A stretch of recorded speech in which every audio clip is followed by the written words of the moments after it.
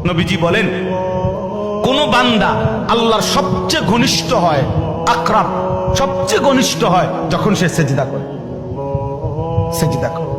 এজন্য আমার শায়েখ আল্লামা মুফতি মুশতাকুন নবী কাসিমি হুজুর সবসময় এটা বলে যে কোন বান্দা যখন সেজদা করে তো আল্লাহ তাআলা তার পিঠে মাথায় এভাবে হাত বুলায় দেয়, আদর করে। আল্লাহ আদর, আল্লাহর কুদরতি পায়ে সেজদা দেয়, মালিক তখন আদর করে দেয়, পিঠে মাথায় হাত বুলায় দেয়। আল্লাহ ডেকে বলে, আনিস আমারে সেজদা করছো না, ইরফা রাসা, উঠো, মাথা উঠো, ওঠো, বসো বসো। আর কিছু বলবা কিনা বলো। তো বান্দা বলে, আত্তাহিয়াতু লিল্লাহি ওয়াস সালাওয়াতু ওয়াত তাইয়্যিবাত।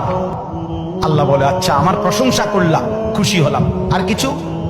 আল্লাহুম্মা সাল্লি আলা মুহাম্মদ ওয়া আলা আলি মুহাম্মদ। ও মাশাআল্লাহ, আমার বন্ধুর প্রশংসা করলা, দুরূদ পড়লা, আমি এত খুশি হলাম, এখন কিছু আর বলবা? তো বান্দা বলে, আল্লাহ সেজদা দিয়ে আপনার কাছে আসলাম, আপনার প্রশংসা করলাম, আপনার বন্ধুর দুরূদ পড়লাম, একটা উদ্দেশ্য আছে, মাকসাদ আছে। কি মাকসাদ, কি উদ্দেশ্য? আল্লাহুম্মা ইন্নী যালামতু নাফসি যুলমান কাসীরা। আয় মাওলা, আমি বড় নাফরমান মাওলা, আমার গুনাহ অনেক বেশি মাওলা, আর আমি জানি ওয়ালা ইয়াগফিরুয যুনুবা ইল্লা আনতা, আপনি ছাড়া আর মাফ করার কেউ নাই। এই জন্য আপনার এত কাছে আসলাম, আপনার স্পর্শ পেলাম, আপনার বড় আকরাব ঘনিষ্ঠ হলাম। উদ্দেশ্য হলো ফাগফিরলি মাগফিরাতাম মিন ইনদিক, আপনার পক্ষ থেকে আমারে ক্ষমা করে দেন। ওয়ারহামনি, আমার একটু দয়া করে দেন।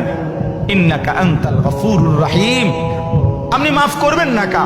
আপনি তো ক্ষমাশীল, আপনি দয়া করবেন না কেন? আপনি তো রহিম, দয়াবান। আল্লাহ বলে, কস কি রে বান্দা, এত আদর করে বললে মাফ না করি কেন? কি কইছেন এখন? আল্লাহু আকবার।